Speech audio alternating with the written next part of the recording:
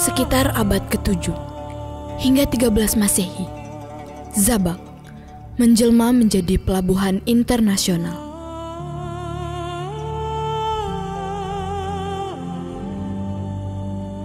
Di masa itu, Zabak mengendalikan kapal-kapal dagang dari Cina yang hendak ke India atau sebaliknya.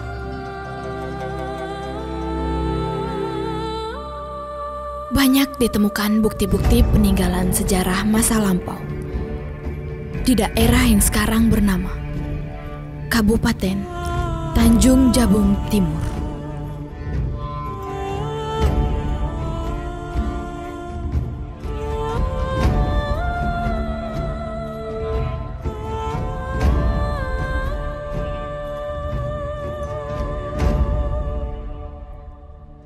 Kabupaten Tanjung Jabung Timur terletak di pesisir timur Pulau Sumatera, berhadapan dengan jalur pelayaran internasional Selat Malaka.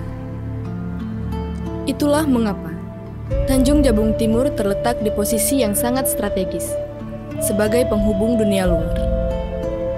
Dahulu kala, perairan pantai timur Sumatera dikenal sebagai penghubung antara negeri di atas angin, yaitu India, Persia, Arab, serta negeri di bawah angin, yaitu Sumatera, Thailand, Vietnam, hingga Cina.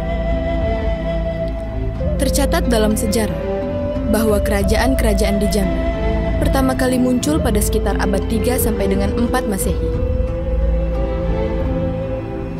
Itsing mengisahkan, ketika hendak ke negeri India, ia terlebih dahulu singgah 2 bulan di Moloyo untuk memperdalam bahasa Sanskerta sebelum akhirnya tiba di Nalanda, India.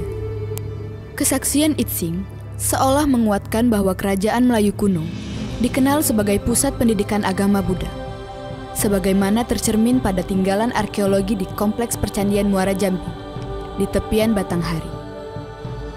Kemegahan kerajaan Melayu kuno yang berdiri pada abad ke-7 hingga 13 Masehi, rupanya didukung dengan hubungan internasional yang saling menguntungkan, baik melalui hubungan keagamaan maupun perdagangan oleh para saudagar Arab pada zaman kekhalifahan Muawiyah pada tahun 661 sampai dengan 681 Masehi. Para saudagar ini sering menyebut kota Muara Sabak dengan sebutan Negeri Zabak, sebuah negeri yang memiliki pelabuhan terbesar di Sumatera. Ada peradaban suatu masa, peradaban yang metropolitan, peradaban yang ramai, yang pelabuhan-pelabuhan internasional, kapal-kapal internasional saat itu berlabuh di sini. Tak banyak yang tahu, ada sebuah komoditas dagang yang turut membentuk peradaban dunia. Aromanya membuat ribuan kapal datang ke Nusantara. Jauh sebelum bangsa Eropa masuk ke Nusantara, sambil menunggu musim terbaik untuk berlayar dari timur ke barat dan dari barat ke timur. Kapal-kapal bangsa India, Cina, Arab, dan Persia berlabuh di pelabuhan ini. Apa pentingnya mereka ke daerah Sabak ini? Ya, itu adalah rempah. Daya tariknya adalah rempah. Rempah-rempah yang dari hulu dibawa ke arah hilir untuk dibawa ke luar. Komoditas rempah-rempah di Jambi menurut Marsden bahwa lada Jambi itu termasuk lada yang cukup bagus untuk bersaing di antara para pedagang asing yang datang. Lada tersebut kemungkinan dibawa dari pedalaman Sumatera, dari hulu, dibawa oleh pedagang-pedagang kecil melalui jalur transportasi air melalui Sungai Batanghari sampai ke pelabuhan ke Muara Sabak.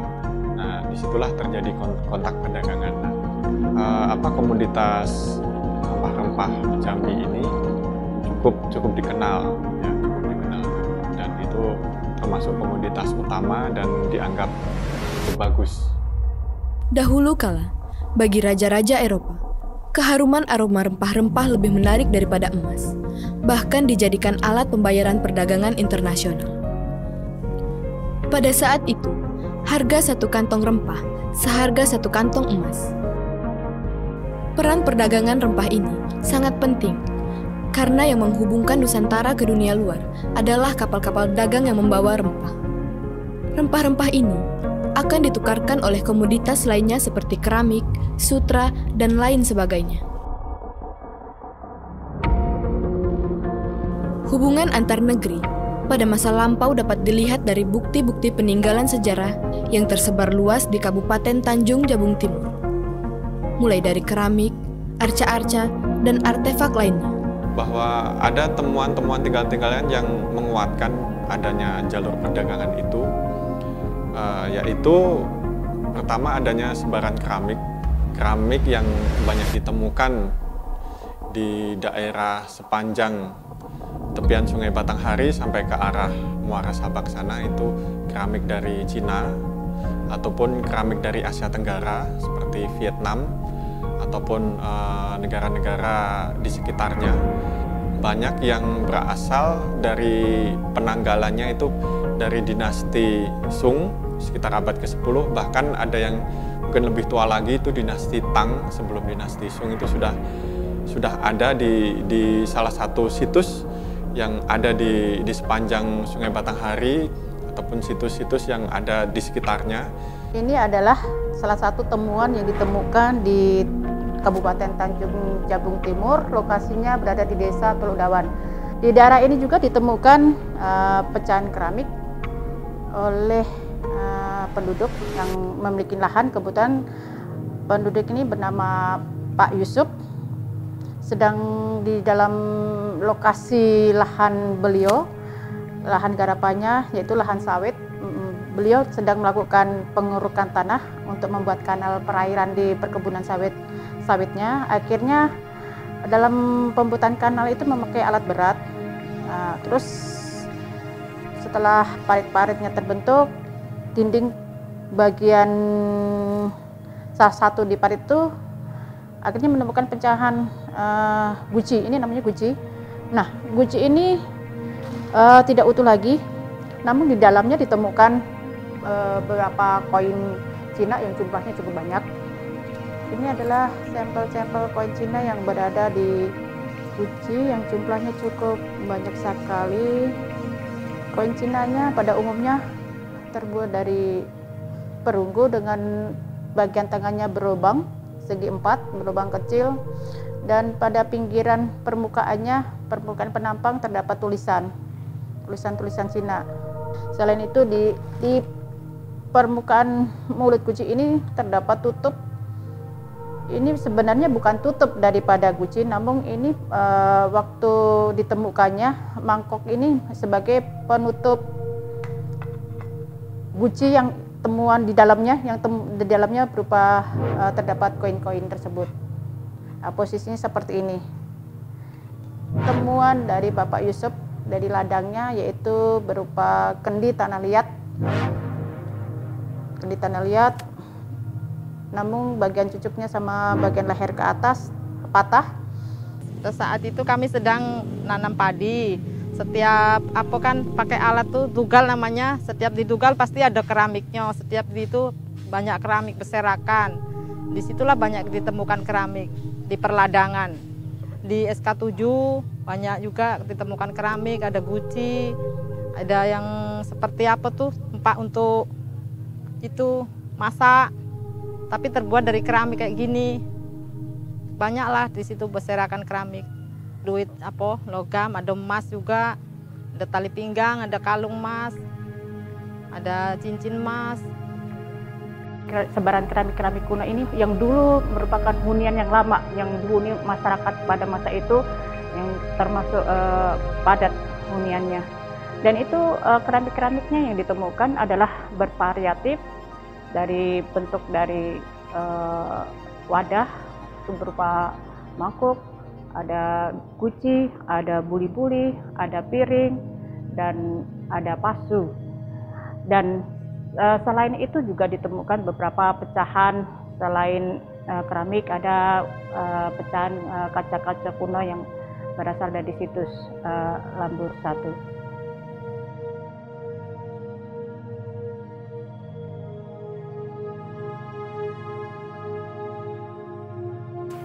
Khusus untuk daerah air hitam laut, Memang kalau kita melihat kondisi geografisnya itu memang berada di pesisir pantai barat Jambi, yang tentu saja di situ terjadi kontak pedagang-pedagang pada masa lalu untuk melakukan aktivitas baik itu ekonomi maupun aktivitas bertemu secara sosial budaya.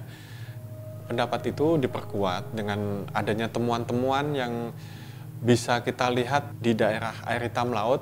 Di sana ada sebuah museum mini, banyak koleksi yang mungkin masyarakat sekitar itu menyimpannya. Semua masyarakat ini menemukan benda-benda itu sampai kepada bom aktif, keramik-keramik tua, dan benda-benda arkeolog lainnya, baik berupa mangkok, sendok, dan lain sebagainya. Aku pelaut ini, nelayan. Sambil sedang menarik jaring, anak anggota kerajaan menarik ini, angkat ini. Kataku, ambil itu, apa itu, guci-guci, ambil, simpan. Jangan pecahkan. Ini enggak pecah kena ini, kena batu jari, kena pecah ini.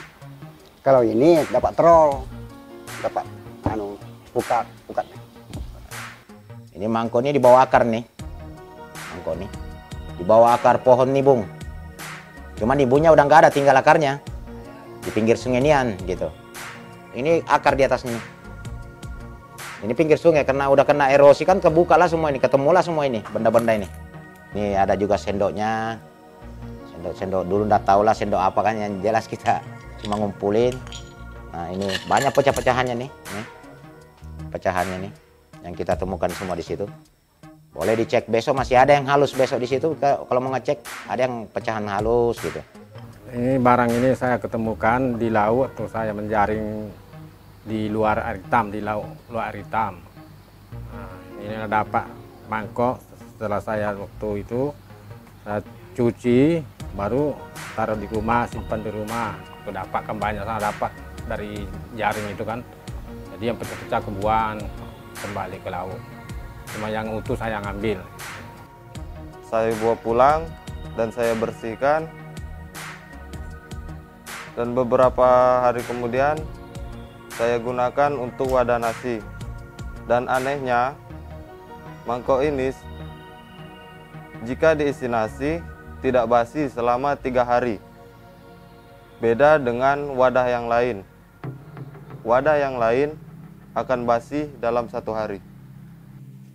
Pada awalnya kita tidak terlalu memperdulikan benda-benda arkeolog ini, karena memang hampir setiap masyarakat yang membuka kebun, membuka lahan itu menemukan benda-benda tersebut, sehingga itu menjadi hal yang biasa.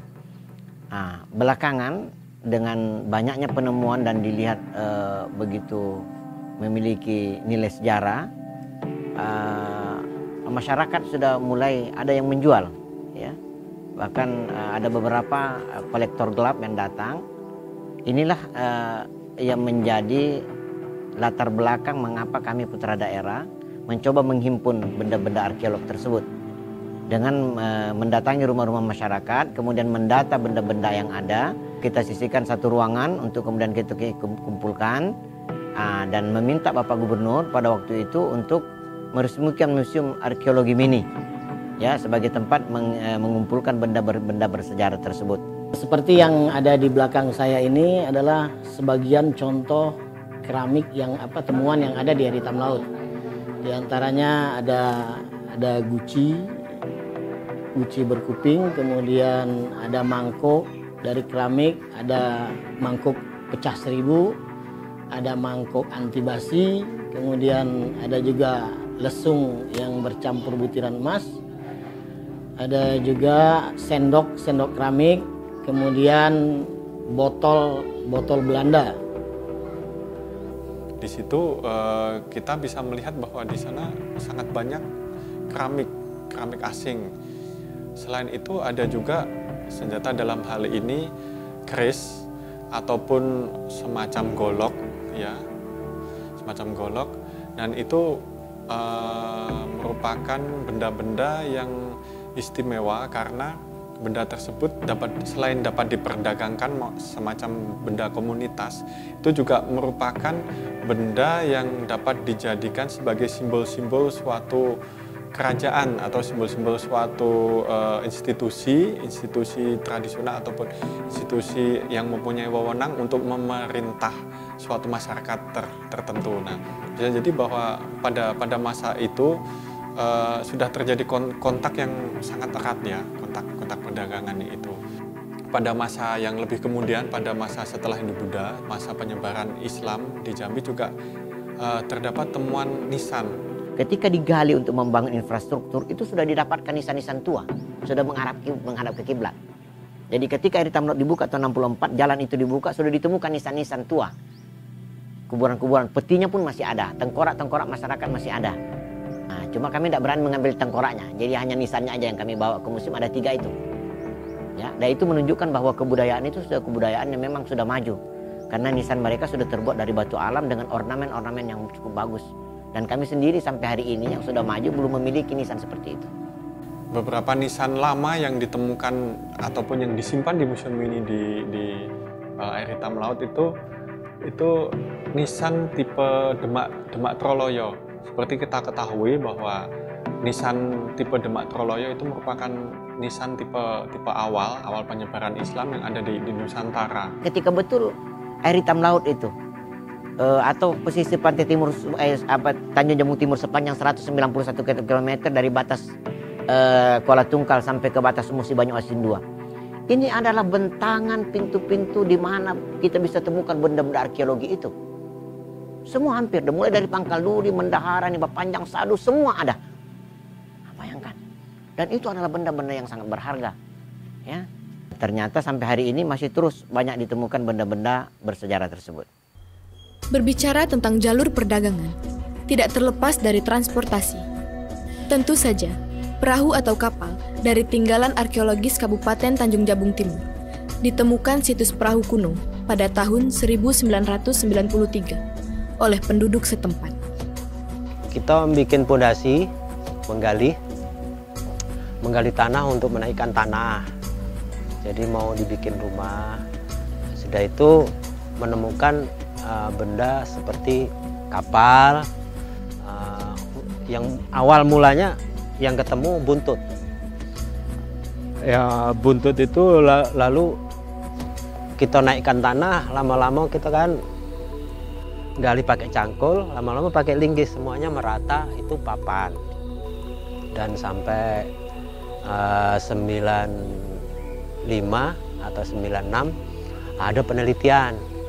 Dari penelitian yang pernah dilakukan, penemuan perahu kuno itu berkisar pada masa Hindu-Buddha. Dari teknologi perahu menggunakan semacam ikat ijuk, serta dilengkapi cadi yang berfungsi sebagai penyeimbang. Dan salah satu yang menarik, relief-relief di Borobudur, salah satu relief di Candi Borobudur menggambarkan bahwasanya nenek moyang Nusantara mengarungi samudra, ya, samudra menggunakan perahu bercadi. Berarti nenek moyang kita dahulu sudah mengenal teknologi perahu dalam mengarungi samudra. Selain itu, ada sebuah temuan yang sangat menarik. Botol kuno yang berisi merkuri. Merkuri ini biasa digunakan untuk memisahkan emas dari elemen lainnya. Hal ini membuktikan bahwa pada masa Hindu-Buddha, Pulau Sumatera dikenal luas di dunia internasional sebagai Swarna Dwipa atau pulau yang menghasilkan emas. Selain artefak kuno, di Kabupaten Tanjung Jabung Timur ditemukan kawasan permukiman kuno. Hal ini dibuktikan dengan banyak temuan tonggak kayu nibung yang biasa digunakan sebagai pondasi rumah penduduk di kawasan bergambut pada masa lalu. Setelah terbukanya yang dulu kita ketahui di situ hutan, ternyata setelah dibuka untuk daerah transmigrasi pada sekitar tahun 70-an akhir ya, bahwa dulunya itu ternyata suatu pemukiman. Itu kita bisa melihat adanya temuan bekas rumah tinggal lama yang itu merupakan rumah panggung yang terbuat dari batang nibung. Di lahannya juga banyak artefak seperti keramik tembikar, itu cukup padat juga. Selain itu mereka di belakang rumah itu juga dibikin parit-parit kecil atau kanal-kanal untuk perairan kebun sawitnya. Kita petak-petak lah, gali-gali, inilah aku menemukan barang-barang yang dulu itu pecah-pecahan. Pernah saya itu maco itu nyangkut di situ tuh nemukan keris kan aneh kan, keris tapi nyata lok 9 waktu itu keris itu. Lantas kita nyangkul nemukan itulah pecah-pecahan piring, bolo pecah yang macam-macam itu. Lah lama-lama kemudian kita nyangkul situ, kita bikin paret-paret itulah nemukan tongkat-tongkat yang tonggak rumah orang dulu itu, jelas bahwa ini tongkat rumah dulunya itu. Tonggak-tonggak kayu atau kalau istilah di daerah sini dibilangnya nibung ya, tonggak nibung itu biasanya dipakai untuk untuk penyangga tiang-tiang rumah. Jadi kemungkinan rumah-rumah masa lalu itu terbuat dari rumah panggung seperti itu. Nah, itu indikasi tersebut dapat terlihat batang nibung tersebut berderet memang di situ membentuk suatu denah rumah tinggal, yaitu rumah panggung, dan itu memang bisa ditemukan di daerah kantor raso tersebut. Nah, selain itu juga ditemukan ada gerabah keramik Cina masa dinasti Sung maupun dinasti Yuan maupun yang lebih lama lagi dinasti Tang. Itu semakin menguatkan bahwa di situ memang pemukiman. Adanya temuan juga yang disebut tungku, yang boleh kita kenal mungkin semacam kompor kalau pada masa sekarang ini. Tungkunya itu disebut dengan tungku sepatu. Mungkin kalau itu bisa dilihat temuannya, yaitu terbuat dari gerabah atau tanah liat, yang itu berfungsi juga semakin menguatkan bahwa di situ memang untuk tempat tinggal masyarakat pada zaman dahulu. Sisa-sisa permukiman kuno juga terdapat di Simpang Malaka, yang sekarang sudah menjadi Taman Nasional Berbak. Di sana, terdapat tonggak-tonggak nibung, makam kuno, dan pecahan keramik. Para arkeolog mencatat, sisa bangunan kuno bertiang nibung tersebar dari Kecamatan Nipah Panjang sampai ke wilayah timur Sumatera Selatan. Selain tonggak dari pohon nibung, juga terdapat struktur bata yang diduga peninggalan masa Sriwijaya atau Hindu-Buddha. Dengan adanya temuan struktur bata yang ada di keramat orang kayu hitam, orang menyebutnya itu keramat ya, karena di situ di samping ada makam tokoh pendiri Kesultanan Jambi, yaitu orang kayu hitam. Berada tidak jauh dari situ ditemukan juga struktur bata pada masa klasik. Jadi di kawasan percandian ini yang awalnya ditemukan berupa bentuk gundukan bata oleh para arkeolog PPCB Jambi, kemudian dikajilah bagaimana bentuknya. Hal ini berarti situs tersebut sudah merupakan situs yang sudah dihuni pada masa klasik, kemudian berlanjut pada masa awal-awal perkembangan penyebaran agama Islam di Jambi. Nah, dengan adanya struktur bata tadi, itu kita bisa melihat bahwa sebetulnya di sekitar situs ataupun tepian Batanghari di dekat orang kayu hitam itu memang mempunyai fungsi yang cukup penting. Di samping kemungkinan adanya pelabuhan yang nanti pelabuhan besarnya berada di Muara Sabak, tapi setidaknya ada pelabuhan-pelabuhan kecil yang untuk menuju ke pelabuhan yang lebih besar. 1000 tahun lalu, pantai timur Sumatera menjadi pusat permukiman dan perniagaan yang terkenal sampai ke negeri Cina. Hidupnya sejahtera melalui perniagaan hasil hutan seperti damar dan kemenyan. Rumah dan perahu pada masa itu mencerminkan keselarasan manusia dan alam. Sepucuk nipah, serumpun nibung. Demikian ungkapan jati diri Kabupaten Tanjung Jabung Timur di Provinsi Jambi. Ungkapan itu juga bisa dijadikan inspirasi guna melestarikan lingkungan lahan basah beserta warisan budaya yang ada di dalamnya.